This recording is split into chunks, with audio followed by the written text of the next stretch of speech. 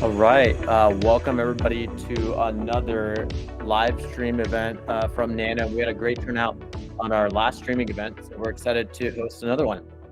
Today we're going to be analyzing the newly approved gastric cancer kinase inhibitor, KIT1, in complex with DP2976. Today we've got our very own structural biologist application scientist, Daniel Garfat, joining us from New York City, as well as our CEO, Stephen McCloskey, and our scientific communications lead, who's also a structural biologist, Martina Maritain, right next to me here in San Diego. So Steve's here, right next to me here. Tina's over there. We got Daniel joining us from New York. It's going to be an awesome time. So I'm going to have some bios first and quick introductions, and we'll get started.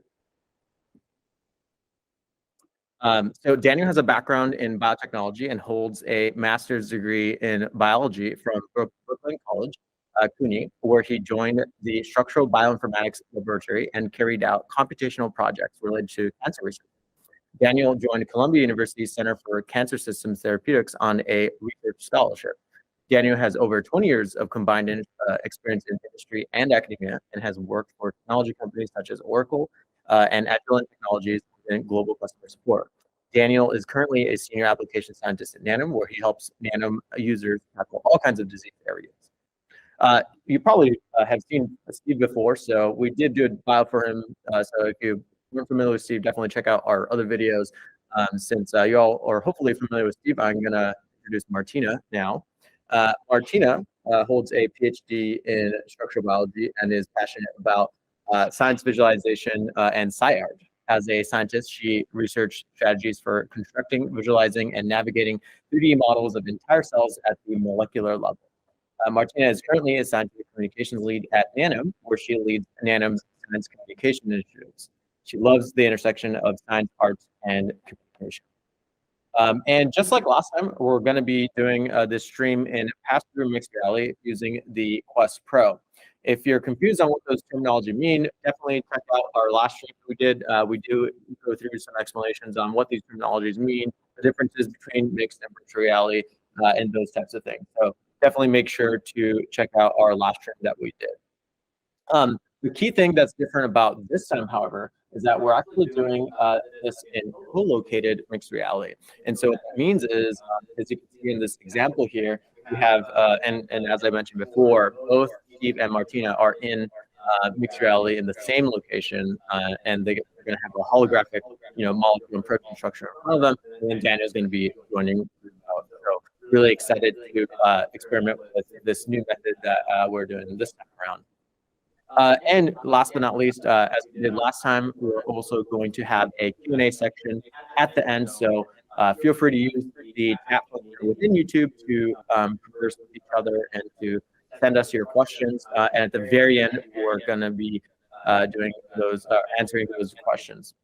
So without further ado, I'll let Steve take it from here. Cool. Yeah. Hey, everyone. Welcome to the Nanome external stream event. We're going to be going over this repritinib molecule. So if we want to just pull up the paper here real quick. So yeah, repritinib is a newly approved kinase inhibitor that's specifically targeting KIT. So we're going to be looking at KIT. We're going to be looking at the bound co-crystallized structure, which is very similar to repritinib, as well as repritinib. And then we have a few goodies, including utilization of tools like AlphaFold and AI. So yeah, without further ado, let's go ahead and introduce the molecules and the team here in mixed reality. So myself and Martina are actually located at the Nanome office right now. So we could pass this molecule around. Of course, Martina could interact with it and move it around. We are physically in San Diego together. And then Daniel is joining us from New York. Yeah. So let's hop in and explore some science. Yeah. Hi everyone. Thank you, Steve. As you mentioned, repritinib is actually a broad spectrum kinase inhibitor for the treatment of gastrointestinal cancers, and it's been developed by Deciphera Pharmaceuticals, and it was initially approved by FDA in 2020. So also because it's a broad spectrum kinase inhibitor, it's effective in treating mutations that are resistant to chemotherapy with other inhibitors such as imatinib, also known as Gleevec. very, very known drug. So yeah, the CIFRA just they used structure-based drug design to design this drug, which has a unique dual mechanism of action. And what it does, it binds to both the activation switch and the switch pocket that we're going to see soon. And that's regardless of where the mutations arise, right? So that's why it's broad spectrum. So that's really good. And also, it happens to lock the kinase in the inactive or off state, which inhibits downstream signaling and therefore inhibits cancer cell proliferation. Great. Yeah. So let's just introduce a little bit of our molecules here. So in the pink, this is the co-crystallized ligand, which is very similar to ripretinib. And then you can see we have a copy of it here, also in pink with the surface. And so if we compare the two molecules, they're actually the same exact shape, but the only difference here is going to be the chlorine on the co-crystallized ligand versus the bromine on the actual ripretinib molecule. But you can see they pretty much overlap and occupy the same space within the binding pocket. Yeah, and because of that, basically using structural biology and co-crystallizing just this analog basically gives us an insight of what are really the interaction and the key part of this molecule that act for inhibiting the whole tyrosine kinase activation. So yeah, it's a very nice example of structure-based discovery and how like structure can really answer us the question on what are the fine details, what are the mechanisms by which these drugs work. That we have the DFG motif that's characteristic of kinases in the out conformation. And then here, the terminal phenyl ring of this co-crystallized ligand, which is, as you mentioned, a close analog of ripretinib, it's shown to occupy the third position in this vertical hydrophobic cluster, which is known as the R spine. And this provides a surrogate for the missing tryptophan residue that's shown in the wild type. So basically, the normal protein wild type will have a tryptophan here occupying this space, but the mutated version of the protein in cancer doesn't have it, which helps activate the enzyme, thereby proliferating the cancer. So the good thing about this inhibitor is just that here it occupies this space and keeps the structure in the inactive conformation. Actually, I'm going to grab the menu and I'm going to show a model that I obtained via AlphaFold. I have it right here in Cyan, as you guys can see. I did that. Yeah, this is much easier to see what you were talking about. So in the cyan, so this is the wild type with that tryptophan that you were just discussing. And it occupies, this whole pink surface that you have from our co-crystallized ligand. So the co-crystallized ligand is replacing that part where in the wild type, the tryptophan would normally be there. Yeah, that's right. And mutated forms of this kinase, basically the lack of this kind of residues promote the active state conformation as opposed to the inactive state. And it's super clear here, like that this R spine, how all these residues can interact, to form this hydrophobic kind of cluster. So the R spine would be hydrophobic interaction sort of along this whole column or spine. And normally you would have that tryptophan there, but when that tryptophan gets mutated, then it would no longer be a part of this hydrophobic spine. But then we have our ligand actually bound in there, acting as a replacement for that, and really having the continuity with those other residues in the spine. That's right. And as I mentioned, I downloaded directly from the SteamVR web browser. I search for KIT. All you have to do really, it's type here KIT, and then you will get all these results. And you can literally download any of these structures directly into the workspace, just like I did here with this cyan one. Yeah, so this whole web browser is just available in Nanome, and you could go to the AlphaFold DB, which is actually a bookmark, and of course, just look up Kit, and so that's exactly what Daniel did, and that's how he got in cyan here the predicted wild type structure, which we could see is actually very accurate to the crystallized structure we could see in the gray and orange and other colors. Right, because the crystal structure ends right here in this JMD extracellular loop. Yep. By the way, we have shown some tyrosines here. So these are phosphorylation sites. It was too wiggly for it to actually get resolved when they crystallized this and ran diffraction. And so, really the only way that you could, try to get understanding of this would be to use a different technique like AlphaFold. Yeah, computationally predict the whole structure, right? And so it's very accurate, actually. And as we can see, it does a V-turn over here. And then, here we have this tryptophan, as we mentioned before, occupying the space.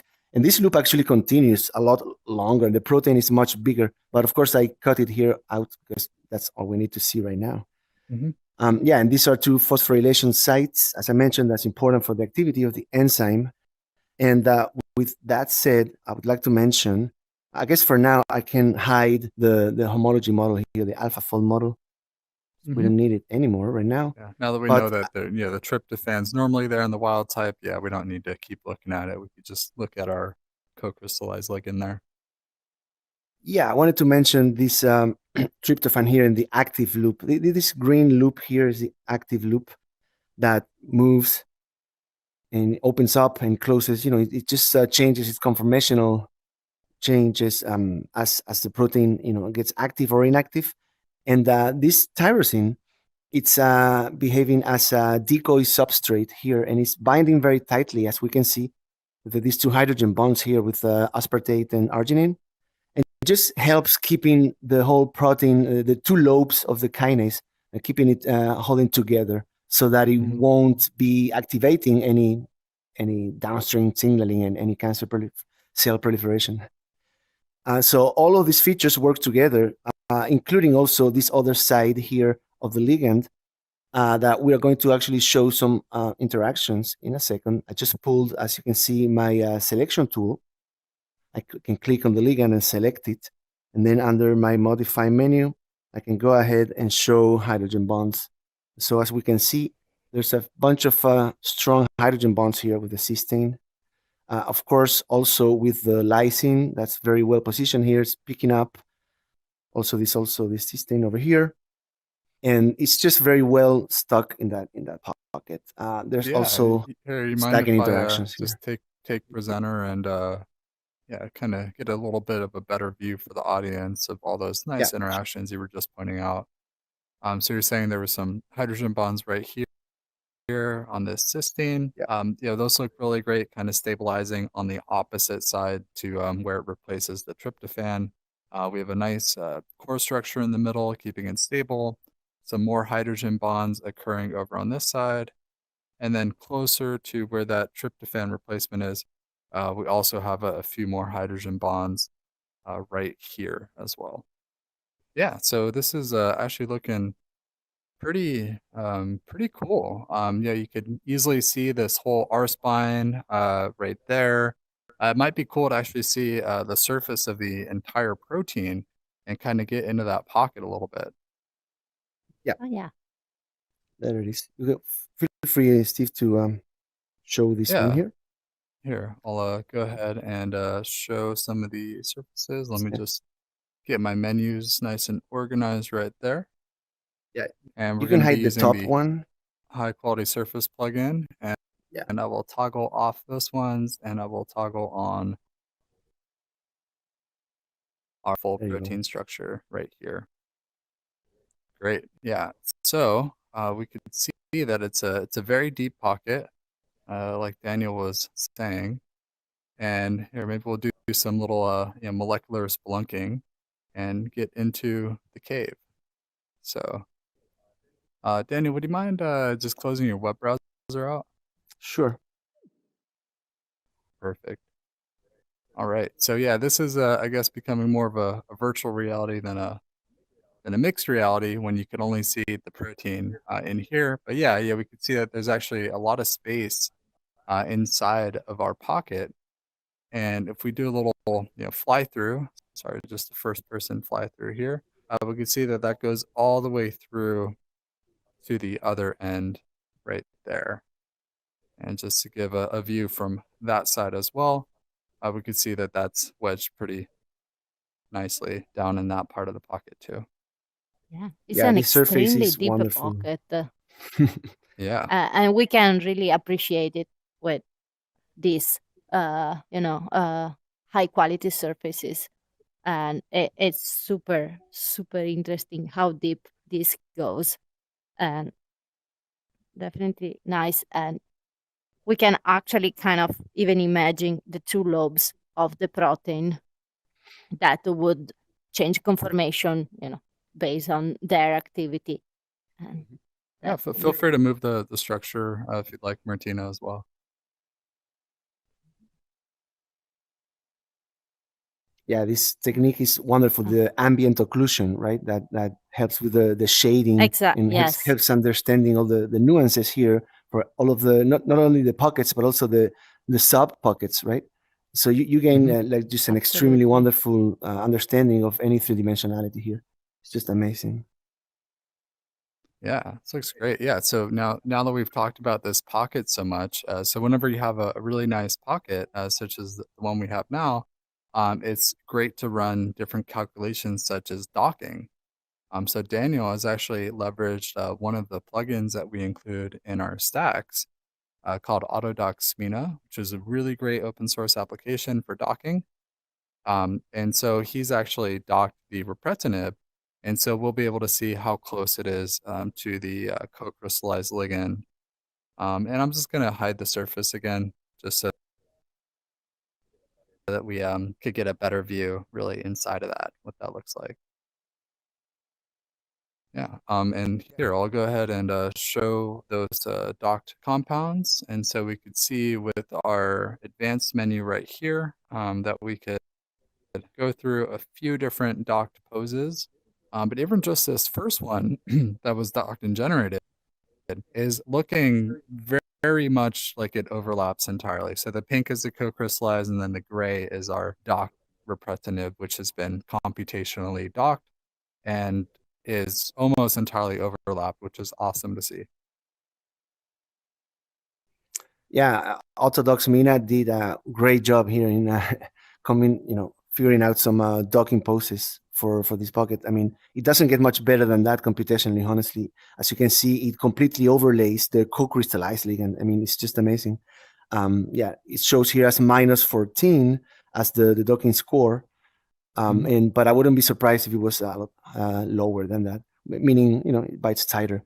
But anyways, yeah, we were able to find 3 different poses, and the 3 of them are good, but this one's the best one, yeah. Again, as you mentioned earlier, really the bromine here is the only difference between the co-crystallized and the repretinib. So it's not making a huge difference in how the ligand binds anyway. But yeah, amazing how you can carry out a docking experiment here in Nanome, calculate interactions, and then export all your data as well. Yeah, so the Decipher team was actually using structure-based drug design techniques when they were coming up with this. So I'm sure that they were doing a lot of modifications, changes, using computational techniques such as docking, as well as doing physical testing and trying to see how they could optimize this compound. And the compound that they ended up with, which we'll just pause it on the first frame, which was the best overlap, this compound just is really nice. Like, it occupies that area with the tryptophan right there. It creates a variety of different hydrogen bonds and sort of nicely fits into the pocket. It occupies a good amount of space. Like, there's not too much space in that pocket that was unoccupied. So yeah, very good job to the Decipher team for discovering and designing, depending on how you want to look at it, the molecule that we see here that's actually helping out cancer patients. Yeah, absolutely. Shout out to Dan Flynn and the team at Decipher. I got the pleasure to meet them recently, and they did a fantastic job with this for sure. And another great thing of ripretinib is that it actually has shown to be effective even against some more aggressive mutations. So in situation where other drugs the cancer develop resistance against those other drugs, ripretinib actually shown to be effective and shown to slow down the advance of cancer. So it's really a great drug that will hopefully save a lot of lives. And we have to thank structure-based drug discovery, which is always great. That's right. Yeah, exactly. And experimental characterization techniques like X-ray diffraction with crystallized proteins and ligands. That is a fantastic technique when you have the resources to do that. But like Daniel demonstrated with the AlphaFold model from earlier, is that you could use these computationally predicted structures to actually get a pretty good starting point as well, even without co-crystallizing and actually determining this experimentally. You can get pretty good starting points to start research with structure-based drug design using AI predicted structures like what AlphaFold generates. Yeah, great. Absolutely. Definitely. And I'm sure we will see more of this kind of works coming up in the future with the sort of wide acceptance of and more and more usage of computationally predicted model to do drug discovery. So the future is looking exciting. And as Steve said, it provides a really amazing starting point to kind of even think about how you want to tackle certain protein target. Definitely. Cool. Well, yeah, this has been a really great exploration of ripretinib and the KIT kinase, and all the interactions that we see here. So I think it's a good time to let the audience ask any questions if anyone wanted to learn more about Nanome's capabilities, how this fits into a workflow for structure-based drug design projects, general questions about what we do as a company. So yeah, happy to just go ahead and let you all ask your questions up.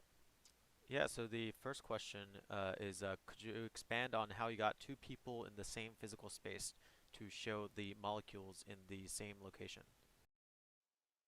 Yeah, yeah, that's actually a good one. So yeah, so we have molecules in our space here. Of course, I could, again, pass that to Martina. Martina and I are physically in the same room together, and you could see her little, Martina avatar over her.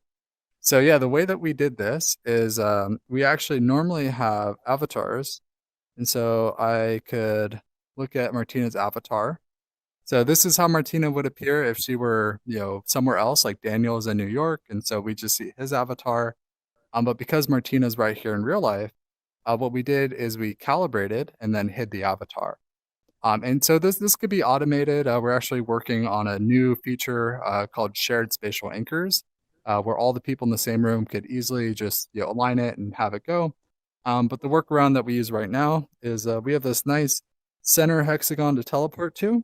And so what we could do is just go to the same area in our office, teleport to that center hexagon. And so then Martina also teleported to the center hexagon.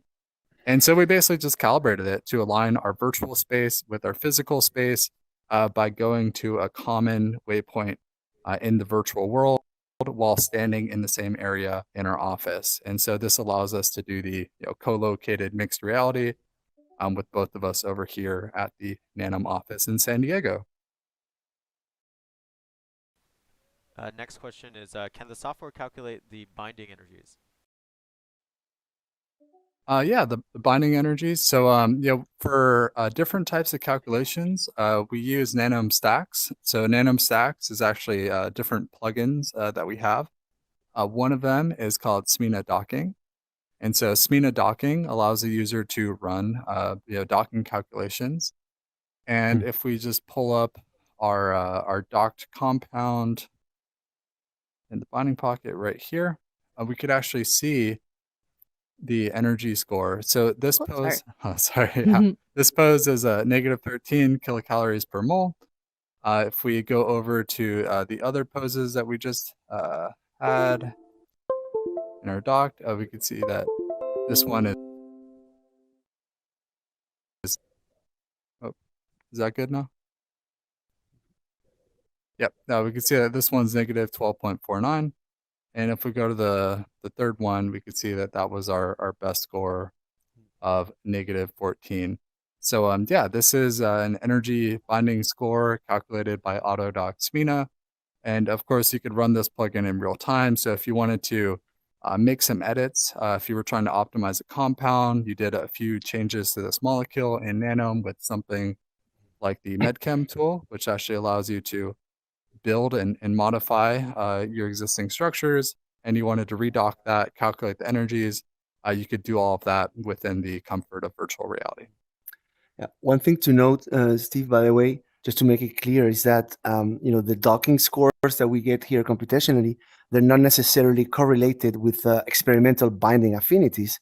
However, it's always a good start to get a good understanding of what's going on, right? But definitely, yeah, you could caveat, all the computational chemistry tools and say it'll help get you somewhere, but it might not be 100% physically accurate. But I do think that the correlation of this one being negative 14 kilocalories per mole, this one only being negative 13, I think that the correlation makes a lot of sense because it's just a different pose that doesn't seem as good. So you can get little hints like that when you actually compare some of these scores against each other. And so relative to each other, you may be able to gain information, but relative to reality, it may actually be off a little bit. Next question is, can Nanome integrate molecular dynamics, such as it shows structure not just like a snapshot, but something how it's like a dynamic moving like structure? Yeah, so Nanome actually can support different trajectory files. So there's a little bit of real-time minimization. So actually, maybe as an example, I could just show what that would look like. When we use the MedChem tool to add something like a functional group, I'll just add this carboxylic acid. I'll connect it to this carbon right there. And so when we run something like that, you can see that it just moved a little bit. And so you could actually, if I undo that, and then let's just go ahead and delete it, and I will run that again. And so if I make this a bit longer, it'll probably be a bit more noticeable what's going on. And so you can see that energy minimization really just pulled it back right there. And then of course, we could do things like regenerate the surface to then show what that new surface would look like. So yeah, that's like a localized energy minimization, but we could also import trajectory files as well. And so yeah, if we were to do that, I guess we could just load in a workspace that we already have on hand that shows that. And I'll just go ahead and load in the molecular dynamics simulation. Yeah, files like GROMACS, Desmond, and NAMD, those are supported, so you can just bring them in Nanome and play it back as we're going to be doing now. Yeah, so yeah, if you've already computed this, sometimes this takes hours or even days on a GPU.